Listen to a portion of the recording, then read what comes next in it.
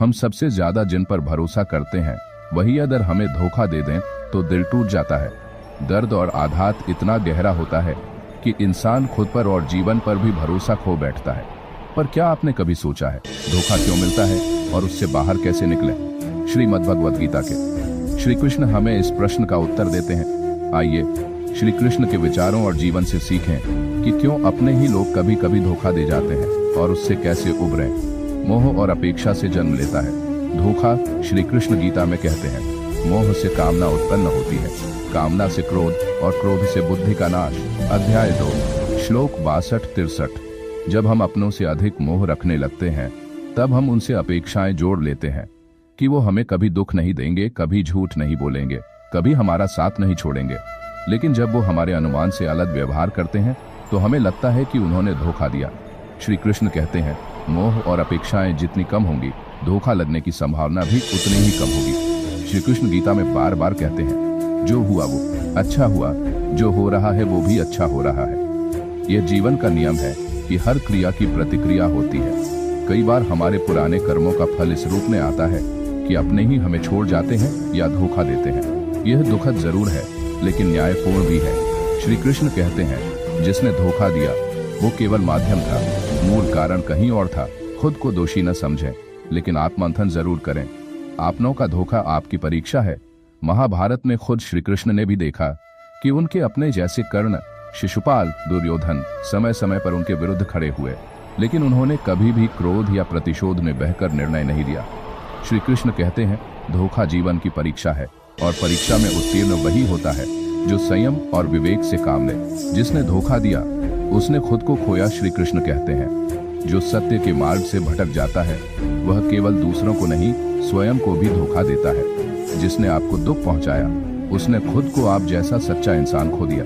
यह उसकी हार है, आपकी नहीं। श्री कृष्ण कहते हैं, धोखा देने वाला अंततः अपने ही जीवन में खोखलापन महसूस करता है। उसे दया से देखो, द्वेष से नहीं, क्षमा और त्याग से मिलती है सच्ची मुक्ति। श्री कृष्ण अर्जुन से कहते हैं, क्षमा वीरों का गुण है। धोखा देने वाले को माफ करना कायरता नहीं बल्कि ताकत है। क्षमा का अर्थ यह नहीं कि आप फिर से उसी व्यक्ति को मौका दें, बल्कि यह कि आप खुद को उस दर्द से मुक्त कर दें। श्री कृष्ण कहते हैं, जब आप माफ कर देते हैं तो आप अपने मन का बोझ हल्का कर देते हैं और यहीं से आपकी आत्मिक शांति की यात्रा शुरू होती है। हर धोखा एक सीख है। श्री कृष्ण का जीवन भी शिक्षा से भरा हुआ है। उनके जन्म से लेकर द्वारिका के निर्माण तक उन्हें कितनी बार अपने लोगों से छल और विरोध मिला, पर हर बार उन्होंने वही किया जो धर्म के अनुकूल था। श्री कृष्ण कहते हैं, हर धोखा आपको सिखाता है कि आगे कैसे सावधानी बरतनी है। इसे सजा नहीं, सबक मानो। सच्चे अपने कभी नहीं छोड़ते, धोखा वही देते हैं जो आपके साथी तो हो सकते हैं लेकिन सच्चे अपने नहीं। श्री कृष्ण कहते हैं, जो कभी न बदले, जो हर परिस्थिति में साथ दे, वही सच्चा मित्र होता है। श्री कृष्ण कहते हैं, आपके जीवन से जो गया है वो जरूरी नहीं था, जो रह गया है वही आपका असली संसार है। आत्मा अजर अमर है, इसे कोई धोखा नहीं दे सकता। जब आप अपनी आत्मा की शक्ति को पहचान लेते हैं तब कोई भी धोखा आपको तोड़ नहीं सकता। शरीर, भावनाएं और संबंध क्षणिक है, आत्मा शाश्वत है। श्री कृष्ण कहते हैं, अपने भीतर छिपे आत्मबल को जागृत करो, बाहरी धोखे फिर तुच्छ लगने लगेंगे। जब सब छूटे तब ईश्वर ही साथ होता है। श्री कृष्ण ने अर्जुन से कहा था, मैं तेरा सखा हूँ, तेरा सहारा भी। जब अपने दूर हो जाएं तब ईश्वर को अपना मानो। वो कभी धोखा नहीं देते, कभी साथ नहीं छोड़ते। श्री कृष्ण कहते हैं, अगर सब कुछ खो जाए पर विश्वास बना रहे तो आप फिर से खड़ा हो सकते हैं। धोखा अंत नहीं, एक नया आरंभ है। धोखा मिलना जीवन का अंत नहीं, एक नए अध्याय की शुरुआत है। यह आपके जीवन को नष्ट करने नहीं, मजबूत बनाने आया है। श्री कृष्ण का अंतिम संदेश, धोखे को अवसर बनाओ, अपने भीतर की रोशनी को पहचानो और फिर से उठ खड़े हो।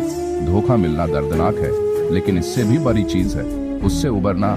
श्री कृष्ण हमें सिखाते हैं कि जीवन में सब कुछ परिवर्तनशील है सिवाय आत्मा, सत्य और ईश्वर के। अपने ऊपर भरोसा रखो, खुद को मजबूत बनाओ और उस मोड़ को नई शुरुआत बनाओ, क्योंकि जब जीवन में अंधेरा छा जाता है तभी प्रकाश आने का रास्ता बनता है। मित्रों, अगर आपको यह वीडियो पसंद आई हो तो हमारे चैनल को सब्सक्राइब करें और वीडियो को लाइक करें। जय श्री कृष्ण।